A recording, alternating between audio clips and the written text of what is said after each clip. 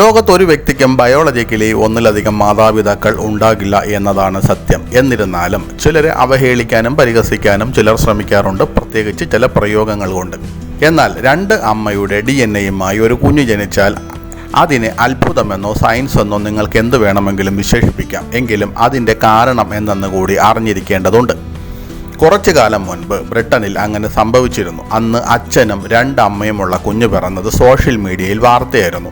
അച്ഛനമ്മമാരുടെ DNA കൂടാതെ മറ്റൊരു സ്ത്രീയുടെ DNA കൂടി ജനിച്ച കുഞ്ഞിലുണ്ടായിരുന്നു. ഇവിടെ വില്ലൻ മറ്റാരുമല്ല, ശരീരത്തിലെ ഊർജ്ജ ഫാക്ടറിയായ മൈറ്റോകോൺട്രിയ തന്നെയാണ്.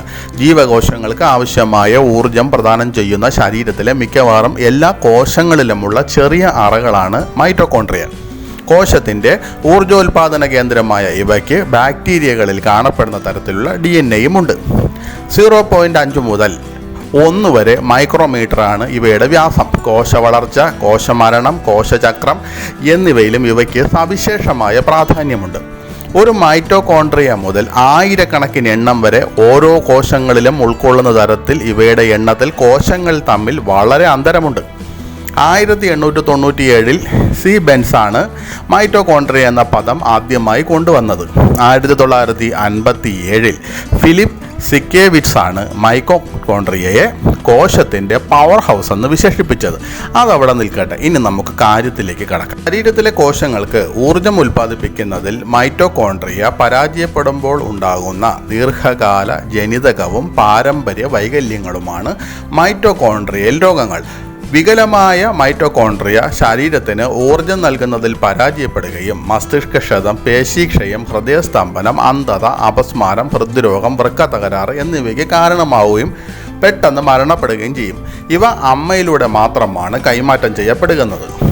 മൈറ്റോകോൺട്രിയൽ തകരാറുകൾ മൂലമുണ്ടാകുന്ന രോഗം ചികിത്സിച്ച് ഭേദമാക്കുക എന്നത് അസാധ്യമാണ്.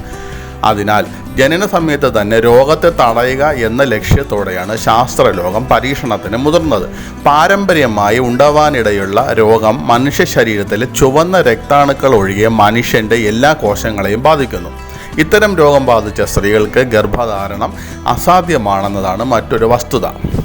3 ആളുകളിൽ നിന്നും DNA എടുക്കുന്ന സാങ്കേതിക വിദ്യയെ വിളിക്കുന്ന പേരാണ് മൈറ്റോകോൺട്രിയയിൽ ദാന ചികിത്സാ രീതി എന്നത്.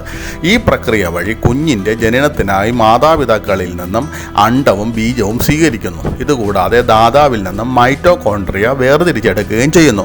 അതിനാൽ തന്നെ ചെറിയ അളവിലുള്ള ജനിതക വസ്തുക്കളും ഏകദേശം 37 ജീനുകളും ദാതാവിൽ നിന്നും കുഞ്ഞിലേക്ക് എത്തും. ഇത്തരത്തിലുണ്ടാകുന്ന കുഞ്ഞുങ്ങളെ 3 പാരന്റിംഗ് ബേബീസ് എന്നും വിളിക്കാറുണ്ട്. ആരോഗ്യമുള്ള ഒരു ദാതാവിൻ്റെ അണ്ഡത്തിൽ നിന്ന് മൈറ്റോകോൺട്രിയ ശേഖരിച്ച് നടത്തുന്ന IVF-ൻ്റെ ഒരു പരിഷ്കരിച്ച രീതിയാണ് mitochondrial donation treatment MDD. Mitochondrial ദാനത്തിലൂടെ ഇതിനോടകം 5 കുഞ്ഞുങ്ങൾ ജനിച്ചിട്ടുണ്ടെന്നാണ് HFEAയുടെ ഔദ്യോഗിക വിശദീകരണം. 2016 മെക്സിക്കോയിലാണ് ആദ്യത്തെ 3 പാരന്റിംഗ് കുഞ്ഞ് പിറന്നത്.